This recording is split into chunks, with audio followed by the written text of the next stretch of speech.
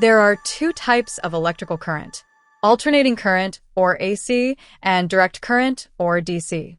Alternating current is a type of current that changes direction periodically. In most homes and buildings, the electricity supplied from the wall outlet is AC.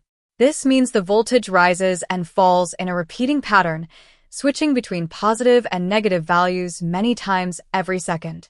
Direct current, on the other hand, flows in only one direction. Batteries provide DC power, and many electronic devices such as phones, laptops, microcontrollers, and LED circuits are designed to operate using DC rather than AC. So this raises an important question. If the electricity coming from the main supply is AC, but many electronic devices require DC, how do we convert one into the other? That is exactly what we will look at in this video. To understand how AC is converted into DC, we will go through the process step by step. In its simplest form, AC to DC conversion usually involves four main stages. First, the AC voltage may be adjusted using a transformer. Second, the AC is rectified using diodes. Third, the resulting output is smoothed using a capacitor. And finally, if needed, the voltage is regulated to provide a steady DC output. In many power supplies, the first stage is a transformer. The transformer is used to either step the voltage down or step it up, depending on what is needed. For example, if the main supply is 230 volts AC, but we only need a much lower voltage for an electronic circuit, the transformer can reduce that voltage to a safer and more useful level. It is also important to note that a transformer only works with AC. This is because it relies on a changing magnetic field to transfer energy from one coil to another. So at this stage, the signal is still AC. The transformer changes the voltage level, but it does not convert AC into DC. After that comes the most important part of the conversion process: rectification. Rectification is the process of turning AC into a voltage that flows in only one direction. The main component used for this is the diode. A diode is an electronic component that allows current to flow easily in one direction, but blocks it in the opposite direction. Because of this one-way behavior, diodes are ideal for converting AC into DC. Before we see exactly how this works, let us first look at an AC power source. In an AC source, both the voltage and the direction of current continuously oscillate between positive and negative values. If we connect this AC source to a bulb and close the switch, the bulb turns on and off continuously as the current changes direction. This is actually how most AC light bulbs operate. We do not normally notice the flickering because it happens extremely fast. Now, let's see what happens if we add a diode to the circuit. During the positive half cycle of the AC input, the diode is forward biased. This means it allows current to pass through, and the positive half of the waveform appears across the load. But during the negative half cycle, the diode becomes reverse biased. In that condition, it blocks the current, so the negative half of the waveform does not reach the load. As a result, the output is no longer alternating between positive and negative. Instead, we get a series of positive pulses, with gaps in between where the voltage drops back to zero. This is technically a form of DC because the current through the load only flows in one direction. However, it is not smooth DC. It is pulsating DC, which means it rises and falls significantly. This is a half-wave rectifier, and it is the simplest method of rectification. But it is not very efficient because it uses only half of the input waveform. To make better use of the AC signal, we use a full-wave rectifier instead. There are different ways to achieve full-wave rectification, but one of the most common methods is the bridge rectifier. A bridge rectifier uses four diodes arranged in a special configuration called a diode bridge. Let us see how it works. During the positive half cycle of the AC input, two of the diodes conduct and guide the current through the load in one direction.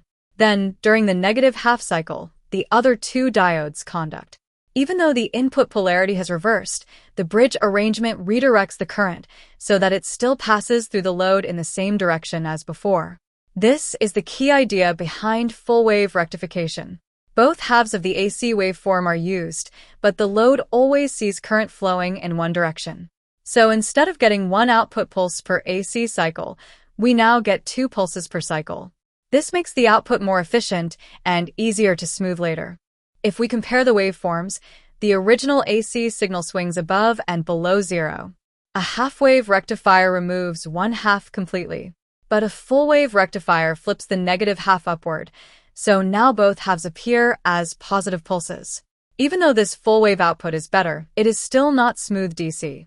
The voltage is still rising and falling continuously. Many electronic circuits do not work well with that kind of pulsating input, so we need another stage to smooth it out. This is where the filter capacitor comes in. This is what a capacitor looks like, and this is the circuit symbol for a capacitor. A capacitor is an electrical component that stores charge. You can think of it as a temporary storage device for electrical energy in the form of charge. To see how this works, let's look at a simple circuit.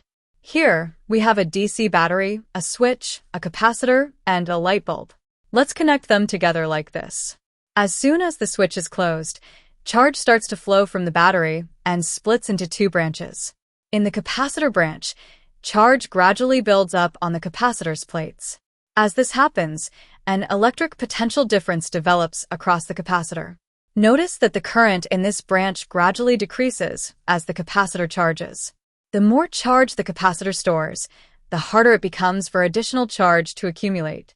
Eventually, once the capacitor is fully charged, the current in that branch stops.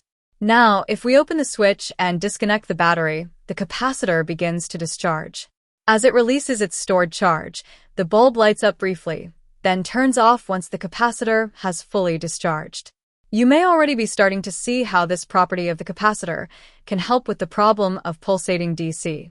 So, what happens when we connect a capacitor across the output of a full bridge rectifier? When the rectified voltage rises, the capacitor charges up.